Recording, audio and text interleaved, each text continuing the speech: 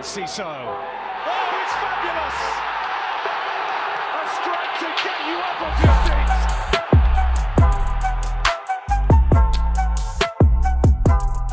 Hello and welcome to Seagulls Social, Season 5, Episode 16. This is the Brighton versus Palace post-match reaction, and I'm joined by the boys, Jack and Ben, and it's a bit of a solemn one, but we've had time to reflect. It was all kicking off yesterday, as is Seagulls Social. You know, we were very much embroiled in the whole social sphere, and that was what I would describe as a head loss, I think is a nice description of what happened yesterday on Twitter, especially. A lot going on. But yeah, Ben, first of all, start with you. How are you feeling? How are you? Yeah, I mean, I've spent the day not thinking about it. Just luckily work's been busy, but as soon as 6 o'clock struck, I got the link sending from Maz telling me to do the podcast, and I thought, right, time to remember the shit show that happened. No way out. No, I thought I'd forgotten about this game. It's a blessing and a curse being a host of Seagulls Social because, you know, sometimes it works as therapy, but sometimes you just want to forget and just get it over and done with and think, right, that results. We'll never think about that again, but 24 hours later, we've got to talk about it again, and hopefully this will help some people, Maz, and hopefully it will help all of us as well. But yeah, that was abysmal, and yeah, like you mentioned, the head loss, people calling for Hurzeler's head, but there was many head losses. I can't even speak. Many head losses online anyway, Brighton fans. Jack, please, you carry on. Yeah, I mean, there was a lot of head loss, wasn't there?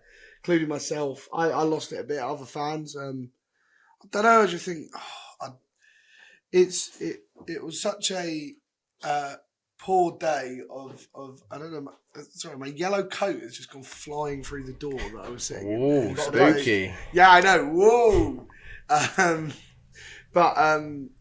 Yeah, it's no. There's a lot of head loss. You know, it's a game against Palace. You're always going to lose your head a bit. But there's some opinions which some people have said which are just bad. Like, come on, man. Like, you're better than that. Like, obviously, I think it's completely valid to have questions over Hurzeler. I think he's made some, but also like calling him for him to go now. Like, come on, just have 5 minutes for fuck's sake. Like.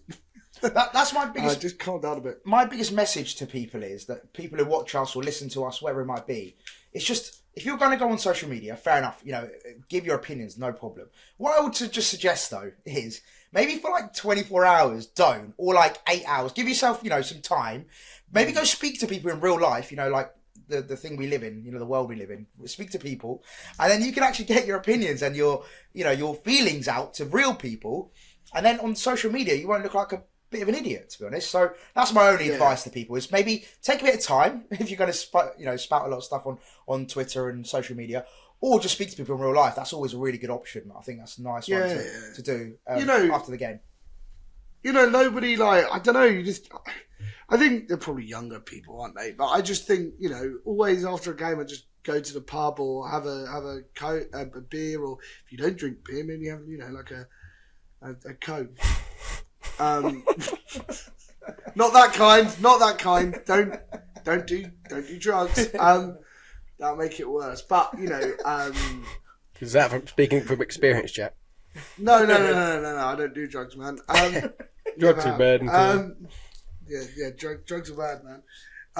But yeah, I don't know. I think you've just got to. People who tweet during the game, your head's always going to be hot, isn't it? So, yeah.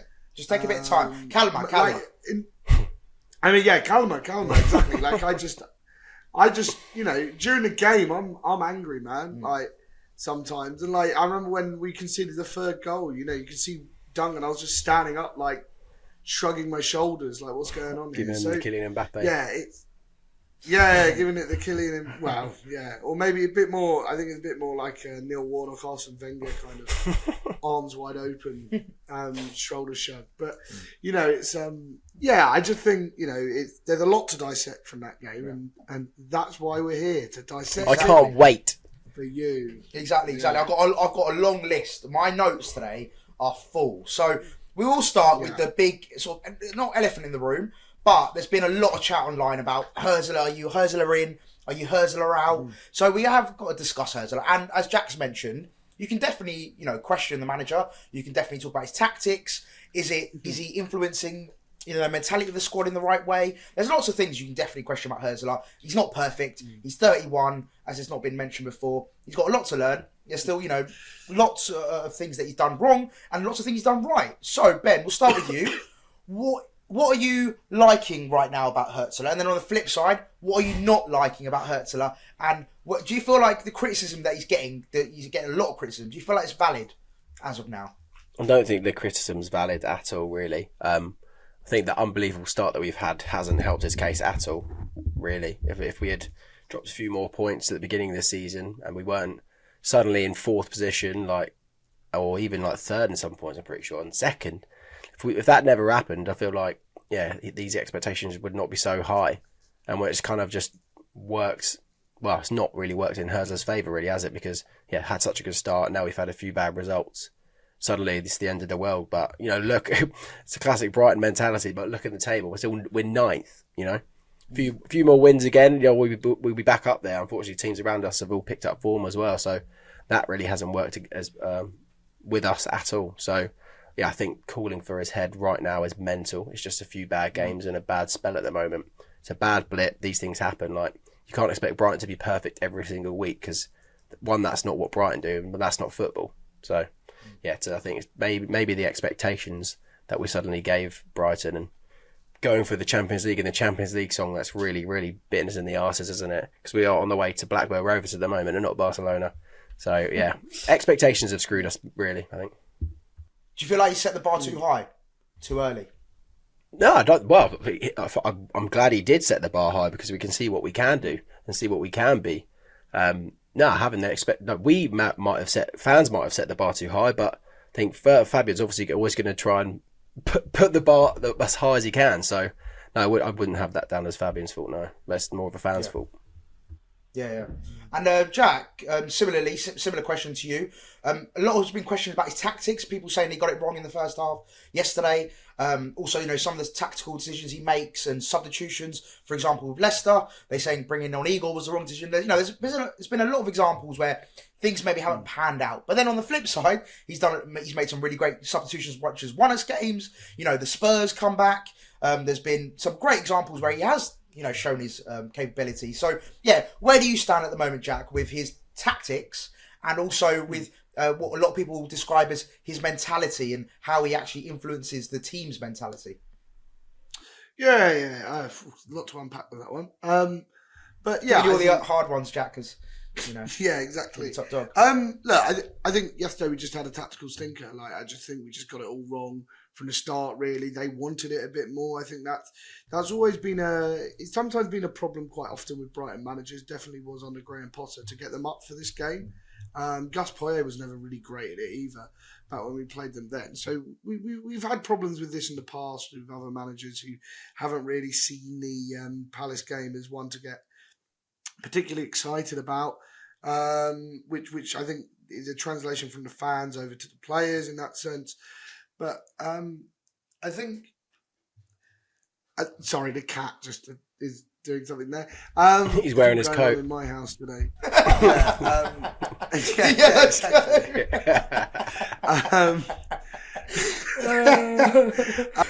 What game are you going to do tonight, Whiskers? Yeah, exactly. And it's a huge sort of, it's a big step up for him, and he needs to be given time to do these things. I think there's a mentality thing across the club. I think I touched upon this at other times, that we do manage to get ourselves in these situations where we have very easy runs where we can really achieve something, and we go in with expectation. And I do think the crowd expects, and I don't think this is like a fan, I'm not like blaming the fans for it, but we need to get out of our head that these games are seen as easy games. When we came up, we did this whole teams like Brighton thing, or we hate when teams would describe us as teams like Brighton.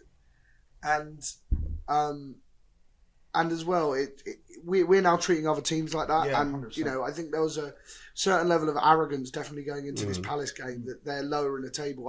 I think it's unfortunate, because I think Palace were in a false position. I don't think they're as bad as the table was setting them out to be. That's what Chris said, to be fair, in the preview show. He said that as a Palace fan, he was like, we're not it's not reflective of where we should be. We've only been losing by small margins, and we're actually should be better than we are. So yeah, I think that's spot on. Yeah, 100%. And I think we just looked a little bit inept yesterday. I think everybody had a stinker. I mean, like JP is a player who's been fantastic. Jampel Van Hicker. Sorry, there's 2 JPs now, isn't there? And he's been really, really good this season. But I think he had a stinker yesterday, and that just sort of shows that I think people just didn't turn up. Yeah. We tried too hard, and we tried to be too complicated, and there was no sort of the amount of like times we were attempting long balls through the middle rather than just playing. Oh, the passing was so shit. The passing was that's exactly what I was going to say. The basics, the basics from the off, just awful, just simple passes. That was the biggest frustration for me. We just didn't do the simple things right, and that was the most frustrating. It's like, fair enough, lads. If you and that's what. Sorry to cut you up, Jack, but just quickly on Hurzeler and like the criticism he's been getting. I think yesterday was actually really harsh on him because I thought the players actually let him down yesterday, and I don't say that usually often at all. I feel like usually the players are what gets us through games. You see João Pedro dragging us through the mud sometimes, and individuals just bringing us through. Belabor at times, and lots of other players that really shine through. But I thought yesterday, it was on the players. Like I thought, I don't want to single out players, but for example, Minter, like he had this absolute stinker. I thought Verbruggen was poor in goal. I thought Dunkey was poor. As Jack said, JP. I thought pretty much everyone was poor, unless other than Ince was probably one of the only few bright sparks, really. Ince was a bright light. Yeah, Belabor at times looked good, but yeah, I'd say like maybe apart from 2 or 3 players. A lot of those players let Hurzeler down, and I think that's where I think it's really harsh. Where people are saying, "Oh, it's on Hurzeler. He needs to get the best out of the players." Yes, to an extent, of course, the manager has to get the best out of the players, and that's a given. But I thought yesterday they let him down, and I thought a lot of them didn't step up in a massive game. Like Jack said, it's a big rivalry game, and you've gone into it just not doing the basics. You've not put the effort in. Some players just walking around, and it's just like. Yeah, that's frustrated me, and I thought that was why I felt it was really harsh where people lost their heads over Hurzeler, and that was a frustrating thing for me because I think he's done some good stuff in the past. I think there are some worrying aspects of yesterday which slightly go down on the manager, and I don't think that's a massive thing. I think there's a combination of both the play. I agree with a lot of what you said, Matt, but there were some there were moments where we were really lacking inspiration. I did think the Ince sub was really good. Changed the game a bit, but I was a bit disappointed as the game went on that we didn't really look for more of a tactical shift, more of a, right, we've got 4 wingers on the bench, let's just chuck them all on and see what happens, which was a little bit disappointing. I didn't really see there was much like process through that. There was one, and I know this is a really odd particular small moment, but none of the players were offering. They weren't giving confidence, and I think part of that comes down to the manager. I think there was a moment where Purvis had a throw-in down in the southwest corner. Nobody offered to bring the ball to him. So we just had to do it. Went out for another throw-in, which was further back. And then we did another throw-in again, which went out eventually for a corner. And it's just sort of like, that's such a... Looking at the attacking phases there, that's such a poor management of the game. So I think a little things like that. But that was, it was 2-0. We were chasing after the game. Palace made it like proper scrappy though as well, didn't they? Like I think that's when our midfield struggled really. And I do think like the introduction of Kamada, and I mean I didn't think he was that good. He did get an assist, I didn't realise, but Nketiah, it stretched the game a lot more because they were definitely Mateta, for all he's not a bad player, but he's not one to run, so he's not someone you want. And this is like Ollie Glasner. I'm not trying to diminish Palace his win because I think they had a great win, but they didn't do anything spectacular.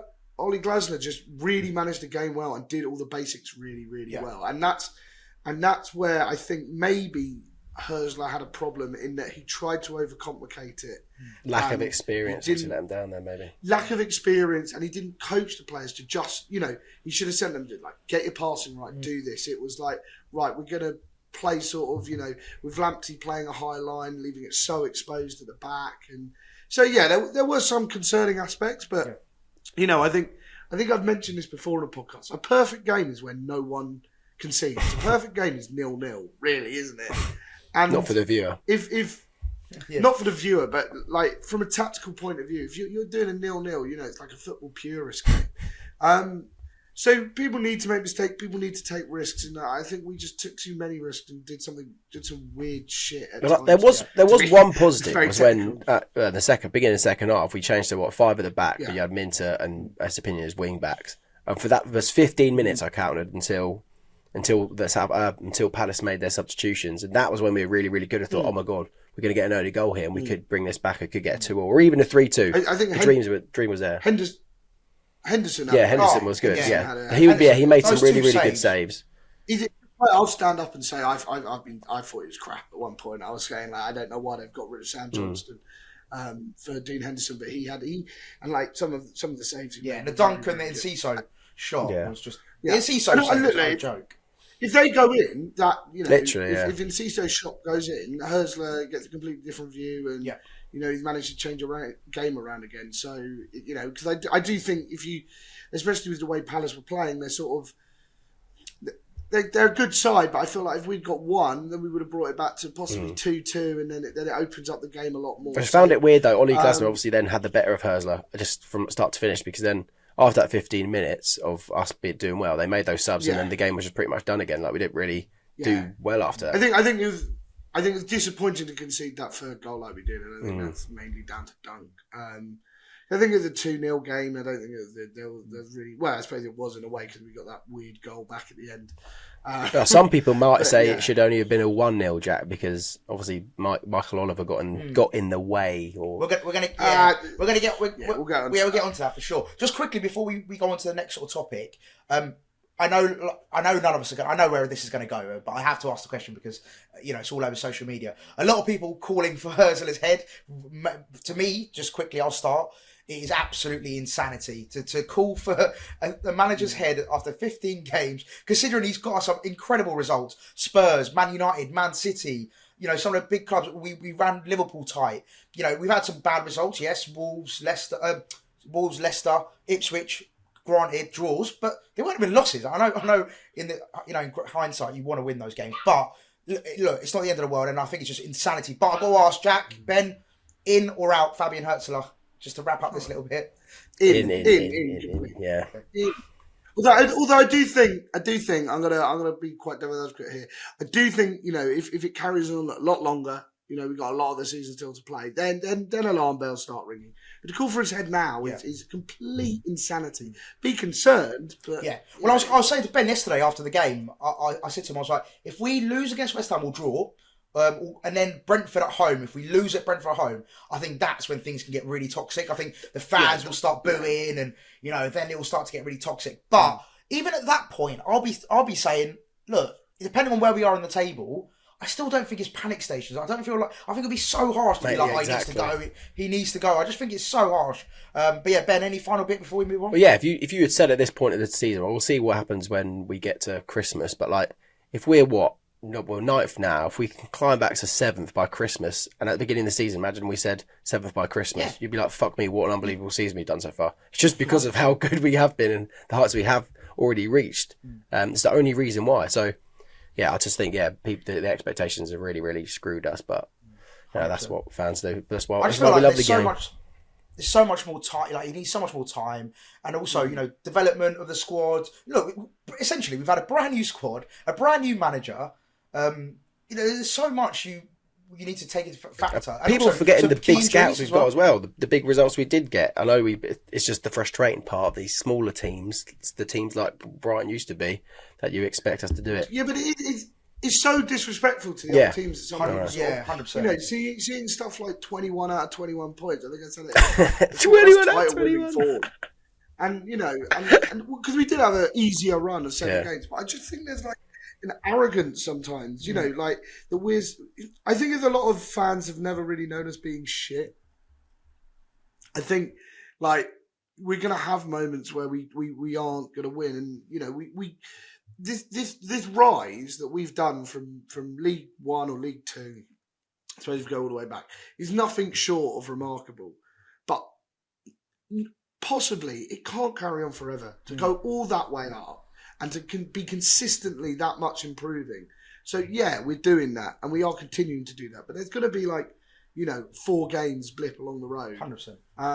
But it is interesting because this is Hurzeler's first real crisis or test, isn't it? Yeah. And he needs to wrestle the team out of it. And how he does that, I don't know. We'll see. We got some big games over Christmas. So yeah, I think like Ben said, if we get out of Christmas on a good little run or on a little pickup of sorts, that'd be great. But yeah, let's move on to the next bit. Dunkey has been getting similar criticism and similar questions asked about him, similar to Hurzeler, which again, I think it's a little bit harsh, but I do get it. I personally wouldn't have dropped Igor, personally. I would have kept him in the team. I know he had that stinker against Leicester, but that was just one moment in which he'd been chucked in, I think, at the wrong time by Hurzeler. But Dunkey, yeah, he was at fault for maybe 2 of the goals. Well, no, definitely 1. Anyway, the third, yeah, not 2. That's a bit harsh actually. But yeah, definitely the third for sure. I think Nketiah sort of somehow beat him in the air, which was baffling to me. But yeah, what do we think of Dunkey, Ben? We'll start with you. Do you feel like, again, is it really harsh, the criticism he's getting? I know, he had a bit of time out injured and then came back, and he's had some different issues going on with the squad, well, especially with the back line. We sort of interchanged a little bit recently, especially with losing Veltman as well. Do you feel like Dunkey's the person to take us forward? No, I don't. I think obviously just since he's come back, he's looked off the pace really, and he's just been struggling to get up to speed. To be honest, I would definitely not have dropped Igor for him. 100% would have started Igor. Then on the flip side, I do understand that you might say, right, we need some experience for this match, because hardly any of those players on the pitch have ever played against Crystal Palace. He knows what it's all about. He knows what it's about. Yeah, he can hype up the players, especially without Joel Veltman as well, who absolutely knows what that game means to the club as well. So you needed the one experienced head in Lewis Dunk on the pitch. So I do get that argument.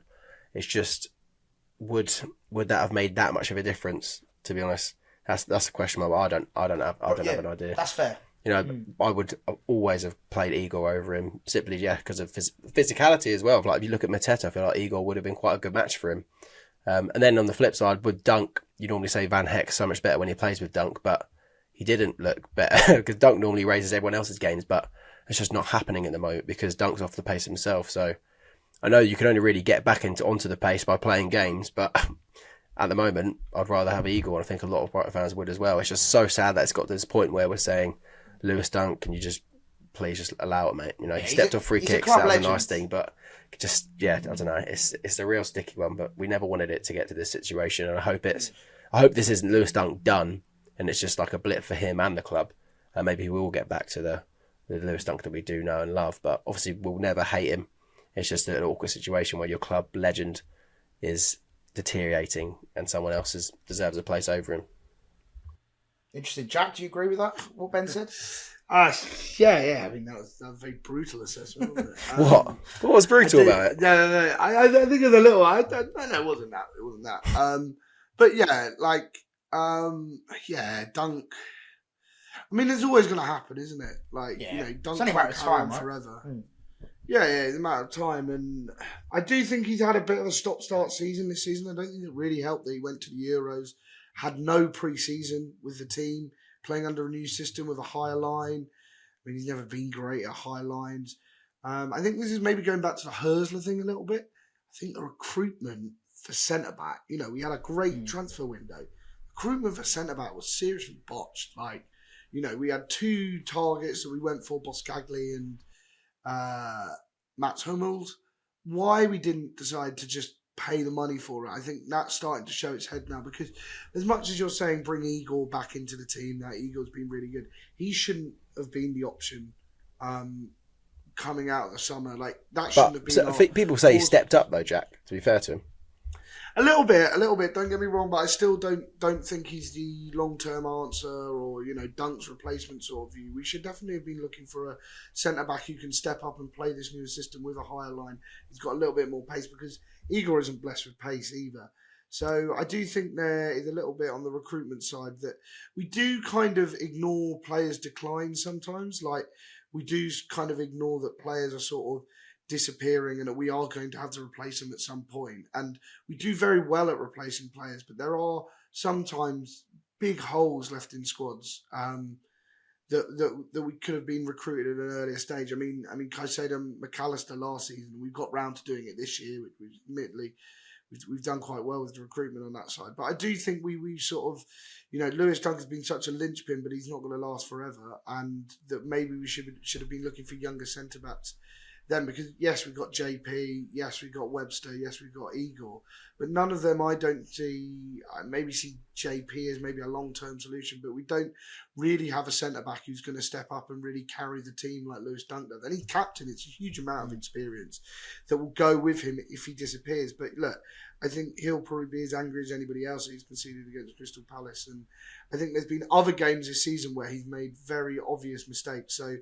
I think on a very small scale, yes, Igor should have stayed. But I think this problem is a lot deeper than we think it is. We've got a lot of young centre-backs who are very good in the academy, but they're 2 or 3 years off. So I think it'll be detrimental to the development of a couple of them just to chuck them into the Premier League. Panic. When we're in. Panic. It's just panic station, isn't it? So for me, I think there's a lot to mull over with Lewis Dunk. But I hope he can recapture some of that form, but the games are coming thick and fast now. So he needs to grab it right by the neck, basically, and throttle it. Hopefully we'll do that to the opponents as well. But just to finish off with Dunky, as someone who's like, I've known Dunky for a while, and like he's a friend of mine. But anyway, I know him anyway, and I feel bad that he's getting all these pelters online, and it hurts me to say as someone that always I've watched him sort of grow up in this team and play for Brighton and be captain. It's mad, and like to see him getting like pelters online and stuff like that, it does hurt. But I do want him to sort of go out on a high. I wouldn't want him to like decline and then just go out like on a whim. So hopefully that doesn't happen, and he does pick up form, and it's all going to be hunky dory, and he'll carry on for another 5 years. We'll see. But talking of defence, go on, Jack. I was going to say, like, he'll be angry. He's annoyed. He's as annoyed as us all with his form. I'm sure he's not sitting there going like, "Oh yeah, this is really good." I'm sure he's sitting there really. He's there like going, "What a great game yesterday was." No, I'm sure he will be, because he knows that, and he was getting a lot from the Palace fans yesterday as well, as they do every time we play them. But I'm sure he's fuming as anyone. But talking defensively, Veltman was a big miss, and there was a stat we all saw. It was 6 wins with Veltman starting, 4 draws, 1 loss, and without Joe Veltman starting, 0 wins, 2 draws, 3 losses. So he's clearly a very important player to our team, and just defensively I think he's much more solid than Lamptey. I think everyone can sort of see that, and with Lamptey, especially with that second goal, I don't know what he was trying to do, trying to win that header. It was a bit mental for that Ismaila Sarr goal. But Mitchell sort of let him jump up, got the ball, and then crossed it in. And Verbruggen, a little bit suspect for me as well, even for that cross. And then Sarr popped it in. But defensively speaking, we miss Veltman a lot, don't we, Ben? Especially with Lamptey's defensive abilities. I know going forward he's great, but defensively he's nowhere near as good as Lamptey, is he? No, absolutely not. And I feel like that's going to be another. I know as much as I want Lamptey to stay for as long as possible, because I feel like it'd be stupid to get rid of him. But getting back up at right back, because I still don't think Ferdy is as good defensively as Veltman. And it seems that Ferdy Kadioglu's just pretty much a like for like of Tariq Lamptey, because sometimes he will play right wing, sometimes as Lamptey has. I think getting someone similar to Veltman would be huge. Because I think we touched on it with the Lewis Dunk thing, the experience that Veltman brings as well. I feel like he carries the team so much. He's that classic 7 out of 10 every single game, 7 out of 10 or even more, and especially against Palace, he's normally a 10 out of 10. So he was a huge miss for sure. And, we need him back desperately. Yeah, I think Hurzeler said before the game he's 50-50, wasn't he, for the Palace game? So hopefully he's now going to be sort of 75% for the next game, hopefully. He just goes up by increments of 25%, hopefully. But, Jack, how big of a miss is Veltman to this team? Yeah, Veltman's solid, isn't he? So I think it is. I think he's I do remember his performance against when we won 1-0. His performance against Sarr. So good. Outstanding that day. And I do think, Lamptey, I think he had a right to win that header, but his positioning was awful. He shouldn't have been in that starting position to make the header. And look, I think another player I don't like singling out. He'll be annoyed. I don't think it's great. But in reality, we're down to our 4th choice right back. Who would prefer to play there? Going maybe Veltman, Ferdy, Hinchelwood. Another huge miss, by the down way. to that level. Yeah. So yeah, I think get Veltman back in the team. Get him because, back in the team. Yeah, and it's interesting you touch upon 30 because I don't think 30 is a right back. He's played left back for Fenerbahce, and I think he can sort of play like a right midfielder. I like 30 a lot. I think we played some of our best football when 30 was in the team. So yeah, and he's a great. He's chipped in with a couple of goals, which is really good for him as well. And I think yesterday, with Lamptey with 30 in front of him, that would have been really, really good protection, to stop him getting countered and pretty demolished at times. So yeah, it's get Veltman back in the team, and he's a bit of experience. I think a huge amount of this season is our lack of experience, and we let go of arguably our most influential player of the last. And I don't like to just go, if we had Pascal Gross, everything would be fine. But he's arguably our most influential. I was doing the Tenable quiz with old Joe Sayers. Tenable. And 53 assists is insane. The nearest player is nowhere near that. So, that level of sort of talisman, and the same goes for Joel Veltman. Like he's really solid over the last few years when we've been at our best, and nobody's really dislodged him, have they? No. Like, we've had players sort of come in. I mean, Lamptey is more injury related, isn't it? And Hinchelwood didn't really dislodge him because Hinchelwood was only doing a makeshift then. He's much better in central midfield. So it's get that man back. Long live Veltman, and also shout out to his partner because she does listen to this podcast sometimes. So we want him back, get him back fit. And then next one, we talked about him already, but Ince, really positive when he came on. Looked like the bright spark, looked like the one to unlock the defence, linked up really well with Rutter and João Pedro. He just looked really, really good. And obviously had that great shot, which Henderson pulled out an absolute worldly save. Really quick one on Ince, Ben. Would you start him against West Ham? Well, but who for? That's the only thing. Who would I start for? That's why I'm asking the question, Benny. That's why he's got the question. Do you have an answer, Maz? Because I don't. Well, Jack, do you have one before I give my answer? I liked him coming on an impact at half time. I think the way that Palace had dropped in meant that we couldn't play how we wanted to play, and he just brought something a little bit different. Either runner through spaces. I think it didn't help that anybody around him wasn't really having a good game. Like you say, he linked up well with Rutter, but Rutter, incredibly hard worker yesterday. Like I think he worked really hard. But I thought he didn't do anything. I didn't think he was very good. Same goes for João Pedro. I thought he just when he starts dropping deep, it's so frustrating to watch. That's when you know in the pits. Yeah, and I get it from Pedro, but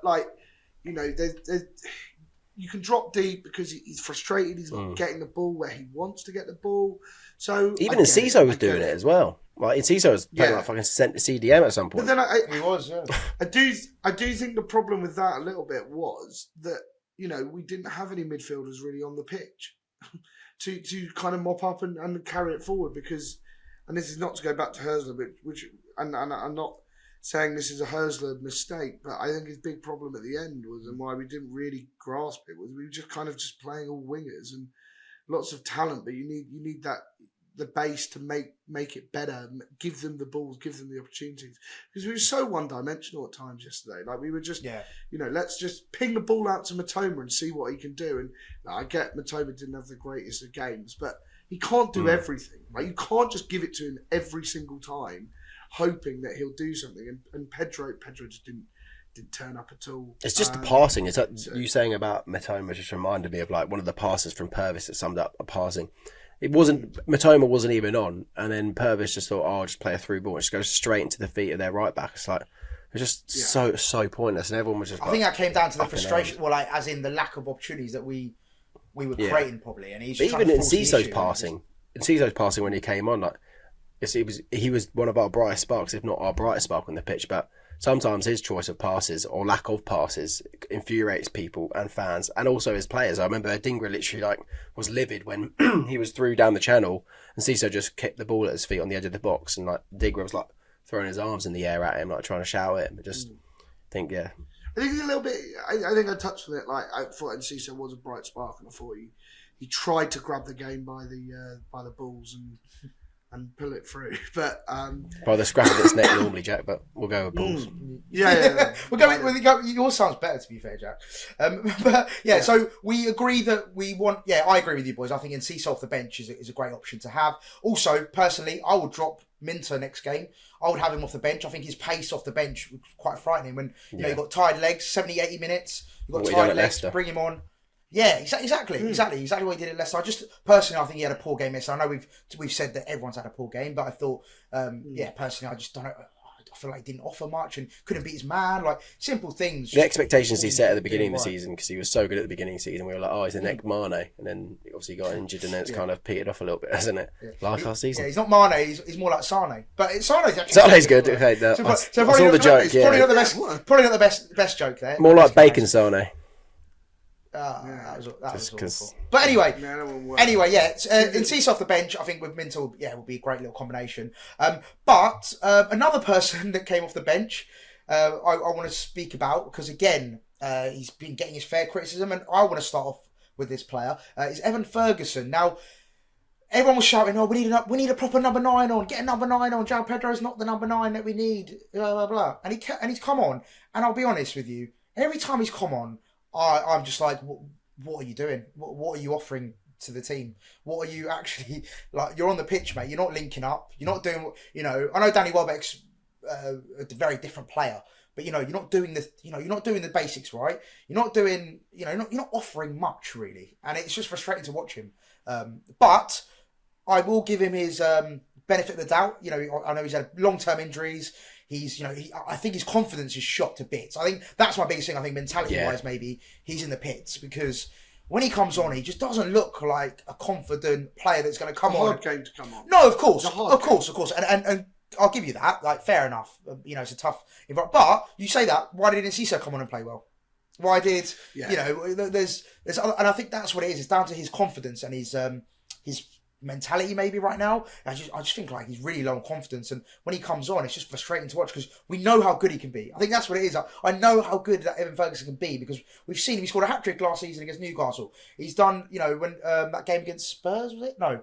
Anyway, he's had some amazing moments as a player, and it just frustrates me to see, like, I feel like he's like a shell of himself, and I don't know what it is that we need to do for him to come back to that.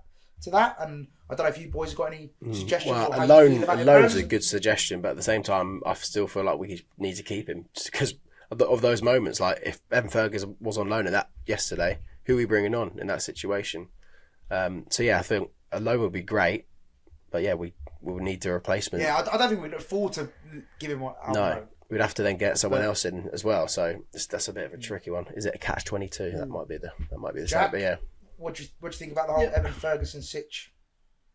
I mean, like, he's low on confidence. He's a big player who needs service, which I think is a problem. Service from Purvis. Thank you. You're welcome. Yeah, you were so happy to say that. I know. Service from Purvis. He needs service, and I don't think we're giving him anywhere near the level of service yesterday.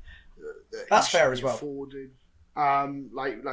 We just weren't firing at all. We had 8 wingers on a pitch. But Jack, just quickly, I'm not just saying just because of his performance against Palace. I just feel like every time he's played this season, bar maybe that one game where he scored, Wolves. Yeah, I just feel like every time I've seen him play and he's come on, or when he started game before last, I just didn't understand what he was bringing to the side. I don't know if it was the system, if it was his confidence issues, or again, and you made a really good point. Was it the lack of service? it's just frustrating me to see him. He had a great bit of service though in that game when he was in space. Lamptey found him perfectly. That was a really good play. So again, it's one of these things where we just need to build his confidence up slowly. And I do agree that we shouldn't send him out alone solely because I think we're going to need him, because Welbeck's injuries are rearing its ugly head again, which is really annoying at this time in the season when we need lots of options to rotate and. Yeah, isn't it mad that we've got this unbelievable squad, but then we say that how good the depth is, but a few bad results and a few injuries, and we're like, oh, we're still needing some players. Like, it's mad that we thought, we would have been so good if we were in the Europa League this season because of the depth we've got. I think we've been horrendously unlucky though with injuries. Oh, we have, yeah. Jack said earlier, Our injuries are awful. Having four right back or people that can play right back all injured at the same time, it's like you can't really write that stuff, and you can't really rely on that to ever happen ever again. Well, yeah, we got the worst injury record in the Premier League this season, isn't it? I think the injury record is a very puzzling thing, isn't it? Really, because I can't really put it down to one thing. Like I think a little bit of the reason is because of our recruitment strategy, and I know this is sounding a bit like big brain behaviour, but a lot of these players that we're getting at good prices. We're doing our research on, and there's got to be a reason that big clubs won't take risks on these players, and it's probably down to that injury record. Like Pedro, for example, fantastic player, love him, but his injury record isn't great. That's why I struggle to see a suitor for him like Liverpool. You know, the Liverpool rumours are coming in. So I do think there's like part of the recruitment strategy is we're always going to have one or two players out, and that's fine, I guess. But yeah, we do get very unlucky with injuries every season, and you know we've got rid of one doctor team and brought in another. So yes. Whether it's the sea air or something, yeah, blame it on the training ground. But yeah, and then going back to a point just quickly, I know we're sort of switching. I've maybe not done the running order as perfectly as I should have, but going back to the game, and Ben, you mentioned it earlier about Michael Oliver. He did release a statement after the game saying that he admits to a mistake where he obstructed Baleba before Palace's first. Another refereeing mistake we always talk about. You know, the standard refereeing in the UK is not the best. We can all admit that. But well, you don't agree, Jay? You think it's good? You think the standard refereeing is good? I think some of the European refs are crap. Like, you know, I think. But on a whole, the big thing. I think on a whole we're still one of the better ones. I think the problem is in Europe is the VAR. But VAR's a lot quicker there. Granted, yeah, of course. And I think that papers over a lot of the perception of European referees. Like, you know, I just think back to Europa League. I remember that the Athens home game. That referee was all over the place. You know, he got 2 penalties wildly wrong, and he got overruled by VAR. You think about the Roma game where that offside decision that basically compelled us to a 3-0 defeat. Okay. So I don't necessarily think it's due to refereeing. I just think the standard of refereeing still isn't great across the globe. And this Michael Oliver thing, we're finished, Brad. Yeah, I think the Michael Oliver decision, or whatever he did where he blocked Believer, he had no real impact on the game. I agree with Jack. We still had two. We had 2 corners. Yeah, still two more phases of play, aren't there? Really, you can't just blame that. Yeah, that we could have got a ball clear, but also at the same time, it is fucking piss poor refereeing. Like it is so bad to be, you know, positioning as a referee. You know, you don't see it. You know, weirdly, I've seen that happen recently twice at live games. Once in Hull versus Sunderland. And they just went on a counter and scored. And that was more direct. Like the referee literally blocked off a defender. And the other game was yesterday. So I think you know how much football I watch. I don't see it a non-league where the positioning's that bad. So I do think there is, maybe it's referees trying to get too involved. I don't know. They're trying to be the star of the show. That's what it is. I just think it's main character energy. That's what I say. Piss poor refereeing. Yeah. I feel like I'm sitting in my seat. That's the only time I shout that very loudly. Yeah, no, I think it was one of those. I agree with you, Jack. I think it didn't affect enough for him to potentially put it back, because then it went for a corner, didn't it? So yeah, I just don't think it was enough for me personally. And another corner after that. Another corner after that. I just think it's just mental that a referee is apologising as well. I understand why he's apologising, obviously, but which is just then shows that he's done something wrong as well. Yeah.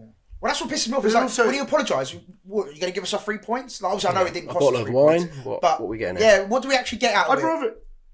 I'd rather he just says nothing. Just pisses me off even more. Yeah, just get better. Yeah, like just be better, mate. Some of this apology stuff with VAR, it's a bit like here's an apology. Who cares, man? It doesn't change the game. Yeah. And also as well, it was pointed out yesterday by a few people around us that hadn't seen it. I know it's been for 2 home games now, I think. But the introduction of the explanations on the screens, I thought was pretty cool. Because I think that was my first home game since they introduced it on the screens. And I thought it was quite good. Like as much as it it's frustrating in real time. We're still not getting updates, but at least a couple of minutes later, you're getting updated as to why the decision's been made. I think it's quite good, especially for people inside the stadium, because we're all sat there like, well, we don't know what's just happened. We don't have replays to our advantage. So, yeah, it's quite nice. I think the screens are additional info, really. But yeah. Right, and then, final one I want to talk about is big Jack Hinshelwood. Again, he's been mentioned in this pod. He was great before he got injured, and sadly got injured, and now it feels like we're missing him. Would you agree with that, Jack? Do you feel like he's what we're missing? Not necessarily just Jack Hinshelwood, but is he a contributing factor as to maybe why we're not playing as well as we might be doing? Interesting. I don't think he's a full contributing thing. Interesting, yeah. I don't think he's a full contributing factor, but at the same time, I do think we miss him. It's another player we miss. I don't know. It's just more mystery injuries, isn't it? Hopefully, this new medical team diagnoses the injuries a bit better, because maybe that was the problem with the old ones, so they're not more persistent than other people. Yeah, we miss Jack. We miss loads of players. I mean, I've got a soft spot for Jack Hinshelwood. I've watched him in the 21 since he was about 17, and he's been very, very good. And you can see his versatility. Always up for it, very passionate player. So yeah, it'd be nice to have him back for the Christmas period, which it looks like we might. I think, what did Hurzeler say, 40-60? He loves his percentages, doesn't he, Hurzeler? How about you just give us a timeline, mate? Give us like weeks rather than percentages. Give us weeks, maybe. That'd be nice, or days.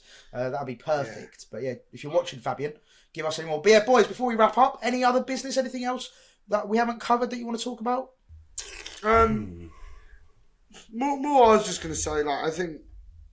I've discussed this before, but it felt very different, that Palace game. It didn't feel like we have in previous years where we've sort of, we've just taken it, knocked it on the head and been like, oh yeah, we've had 30 shots and they've had one, we'll get over that. Like, it did feel like we were well built, well beaten. And I don't think they were outstanding. It wasn't like the 4-1 at our place early in the season where we just completely outplayed them. But I do think they've got pains me to say it, but they've got a decent manager in Ollie Glasner. Who gets them playing the they've got a solid defence as well. Like, credit to their defence. They I tell you what, that Lacroix, Maxime whatever his name Lacroix. is, that recovery run he did on Minter, like, Minter's meant to be super quick, right? And that recovery tackle he done yesterday, I was like blown away. I was like, fair. Yeah, but he's known for having pace on FIFA. Like, that his stocks blew up. FIFA. No, it is. That's just, I know we used to talk about FIFA quite a lot, but he was known because he has like 95 pace on FIFA. Well, did at one point. So he's known as a rat, and he's big as well. He's so good. Him and Gay and Chalobah, as much as I hate to say it, they were so good together. I think we botched recruitment on centre backs over the summer. Like, I do think that, and I'm not doubting the algorithm or the way we run our club, but maybe sometimes we do need to start buying for the manager instead of buying for the club. We did try, I guess you could say. We did try. We could see that it was a thing, like Boss Gagley, But we'll get him for free in the summer, so that's fine. Yeah, that's a bloody summer. And I do think we need to have a look at it. But, I think we botched that recruitment a little bit. It would have been nice to have more options. Just quickly on that, Jack, you just reminded me, actually. Would you want us to sign someone in January? I said, no, that sounds stupid. Sorry, let me rephrase that. Obviously, there's a lot of talk. Basically, Brighton, notoriously, we don't make January signings. We always wait for the summer.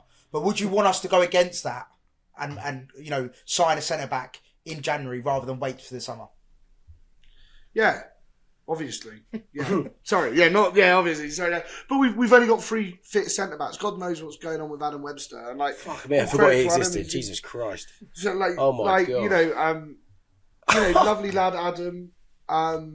He's not had the greatest couple of games recently, but that's fine. But his injury record isn't great, and are we going into a possibly heavy end of the season? If we are looking at European ambition with 3 fit centre backs, plus a couple of youth products, that's a little bit concerning. So, if we can get Boss Cagley in, or a free transfer, or someone cheap, it just seems that we've got a lot of very talented attacking midfielders, and we've got another. And look, all credit to Diego Gomez. I think he looks like a fantastic player. To talk about, actually. But I have to look at that and go, like, where is he going to fit in? Yeah, I think that's the issue. We've got too many players now, and I think. Do you know what Hurzeler? One thing I've noticed is I feel like he's trying to appease too many players by keeping everyone on board and be like, right, everyone's going to get a chance, which is great. And I do want that, because you don't want, like, you know, for example, like an Ince to feel like he's going to never get a game and leave, because I think he's such a special player that, you know, you'd rather keep him in the squad than let him go. But I think you've got to get to a stage where you're going to be like, right, I have got, like Jack said, so many options in that attacking third. Someone's got to go. Someone's got to have to leave, go out on loan, or something's going to have to change, because you can't just keep playing, you know, keep rotating. Because a lot of people complain that Hurzeler's not having a solid foundation of the same 11 every week, and he's changing it too much. But yeah, that's another conversation. And I do think that's because he's having to fit a lot of square pegs and round holes. Like, you know, and you know, you look at our bench at the beginning of the season. I think at the Arsenal game, look, I'm not complaining about this. I'm not saying there's a big problem, but we had one right back and one centre back on the bench, and that's all we had. Those are the options that we had. Yet we had all this wealth of attacking talent, and I do think we need to maybe start going right. We need to buy for the situation in hand rather than the club, because the club often say, you know, we buy players because we see they're available for a good price. We're not going to not buy someone because they're not available. If we need a centre back, maybe we need to overpay. Maybe we need to, you know, go out and grab one, because the centre back thing is getting a little bit of a mess this season already. Because Hurzeler liked playing with a back three, so give him the opportunity to do so, or, you know, have Weaver play that sort of middle free person. I just think there's been some. There's as good as the recruitment was, there's some odd stuff that just kind of been ignored. Like the right back thing's been going on for about. Yeah, it's outrageous. I said this at the beginning of the season. I've said this like for years now. We just need a right back. Every transfer window, I'm like, right back, an actual designated right. No left back, right back kind of player, or someone who can play centre midfield but can slot in at right back. An actual out and out right back or right wing back, whatever you want to call it. We just need. I'm not saying because that was obviously De Zerbi's big thing. He didn't want to. He wanted his own players to fit his system, which is fine. And I think there has to be struck a balance between getting some players that can suit the manager a bit, but then at the same time, are we expecting Hurzeler to be the sort of manager who can come in and work with anything? I don't know whether those sort of managers exist yet. Yeah, it's a tough one. Well, it's probably easier for him to come in to us because we're so similar to his philosophy, which is why he can. Yeah. And then final one, boys. What changes would you make for West Ham, if any? I'm sure there'll be a lot of changes, but Ben, quickly, who would you swap out? Who would you bring in? Who would you take out? I'll take Dunk out and bring Igor in. Maybe bring Weaver in and Baleba, start them instead of Ayari. Maybe Ayari comes on, because I wouldn't drop Baleba, but I wouldn't. Yeah, you can't drop Baleba because he's one of our best players, even against Palace. He was one of the brightest sparks. I kind of keep the forwards the same, to be honest. Yeah, have Matoma, João Pedro and Rutter leading the line. Wouldn't have Minter play, actually. So I guess maybe let's bring in Ciso in, have Rutter on the right, and then Ciso in the middle with Matoma and João Pedro up front.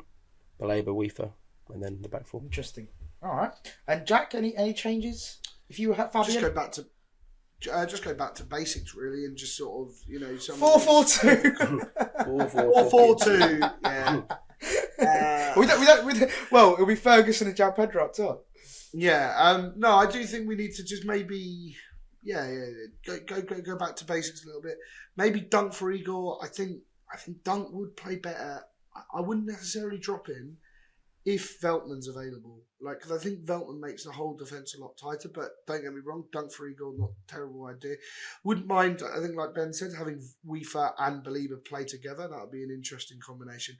And I would like to see Pedro drop back from being the main man as number 9 and maybe starting a Welbeck or Ferguson in front of him. Yes. Stick Rutter out wide on the right, as he was doing early on, and keep Matoma on the left. It unbalances it slightly. But I think because Rutter, you know, he's a more inside player, so he's always going to cut in. But it sort of drags it across. You can drag defenders, you can get stuff inside. Bring in Ciso maybe later into the game to sort of fill in that role with Pedro. Yeah, I think there's a couple of changes that can be made. But I'd like to see it just go back to basics and play the exact kind of team we did when we were doing things really well, like against City and Bournemouth. Keep it simple, lads. I do think just keep it simple and keep players in their natural position. I completely agree with having Zhao. I know he can play as a number 9, but I feel like as a 10 he's so much better, and he just can pull. And that gives him the license, because I think the problem with him dropping deep during the game yesterday was he was dropping deep, and then we had no one up top. Yeah. And I mean, no one up top, so you're putting a cross into no one. So if you can have Ferguson, then he can drop deep. He can make those moves. I would like to see us just go back to the 4-2-3-1 that we were playing early on, and just go with that. I mean, I wouldn't be adverse. And then bringing on Minter, bringing on Ince, so they're all good players who can make an impact. Impact off the bench, for sure. And I do think as well with West Ham, you know, they've got a very talented midfielder in Kudus, who hasn't been amazing this season actually, but you know, a very strong midfield too would do really well in that situation. So yeah, I'd like to see that. I'd like to see us just go back to basics. None of this, and also just stop this. You know, it's your philosophy, but maybe the emptying of midfield sometimes against teams who are very good in midfield, it's not the right idea. Maybe. If you're listening, Fabian, that's a free tip from Jack. You're welcome. Yeah. You're welcome. You're welcome. And I think like we just do the basic, because that's what, when we were stuck in this rut under Roberto, I remember us playing Villa. We won 1-0 at the end of last season. It's a crap game, but we just did all the basics really well, and that's all that Palace did. That's all Palace had to do to beat us, was do, because and once again, I'm not trying to diminish Palace, but I don't think their team's that amazing. I don't think they have much depth to it. I think they've got some very good players, but they've also got some square pegs and round holes, and some players who are, you know, when you lose a player as talismanic as Elise. But you know, just do the basics really well. I think it's my work, like a work slogan, do the brilliant basics. Funny enough, though, Jack, whenever you see like the behind the scenes videos of Fabian Hurzeler in like the YouTube videos, he does say that a lot. Whenever we've won games, he's like, "Guys, you've done the basics right." Oh, that's a really poor attempt at whatever of his accent. But yeah, he always says, "Just do the basics right. You've done the basics right, and that's why we won. You've done the basics." And obviously, we didn't against Palace. I think that's what I said earlier. It's like, that's the one thing we didn't do against Palace, and it was just, that's the frustration. Like, you do the basics right. At least, even if we got beat 3-0 and we'd done the basics right, at least it would have been like, look, fair play. At least, you know, Palace have actually beaten us comprehensively based on the fact that we actually did everything right. You know, that you give them credit. But to beat us 3-0, if we did all the basics right, Palace would have to be outstanding. Exactly, that's what I mean. Outstanding to do it. No, exactly, and that's the frustration. Like you've mentioned a few times, Jack, they weren't outstanding, and so we basically gifted them by being so poor. We essentially just went, here you go, it's a 3-0 win, 3-1 win, sorry, and fucking stupid own goal from Gay. That was fucking mental, by the way. That was hilarious. But yeah, anyway, boys, it's been an absolute pleasure. Thank you everyone for watching and listening. Hopefully, this has given you a bit of therapy. You know, when we all needed it. I think it's made me feel worse. I thought I was going to have such a good weekend, because I'm sure many people are not asked at all about my Chronicles of Whitehall, but we scored a 99th minute. I did see that, and it was great. And then the whole rest of the weekend was ruined, man. I want to end it on this one thing. Isn't it ironic that Mark Gay was the one that scored the own goal against Brighton after everything that he's been writing on his armband? Quite funny, though, isn't it? That is quite funny. But they still beat us 3-1, so... Yeah, of course, yeah. I suppose he's got the last laugh, to be honest. Small wins. Also, as well, small wins. I was also interested by... I don't know if anyone's got any context behind their celebration. Chalobah and Gayes. They did sort of like a weird kneeling thing. I don't know what it was for, but yeah, I don't know if anyone's got any context behind that. But if you do know, do drop it in the comments below, because I am interested to know as to what the meaning behind that was. I don't know if it was like a statement, a political statement, or whatever with everything going on. I don't know if it was like a joint thing, but yeah, if anyone knows, let us know. Right, boys, thank you so much for joining me, and hopefully we've all got a bit of solitude now. We can go ahead. We can go into the West Ham game thinking, do you know what? Fuck this shit. We're going to beat West Ham. Up the Albion, hopefully. Anyway, like, comment, subscribe, and we shall see you. We shall see you for the West Ham preview. Please Peace out, E-Town down. See you in a bit.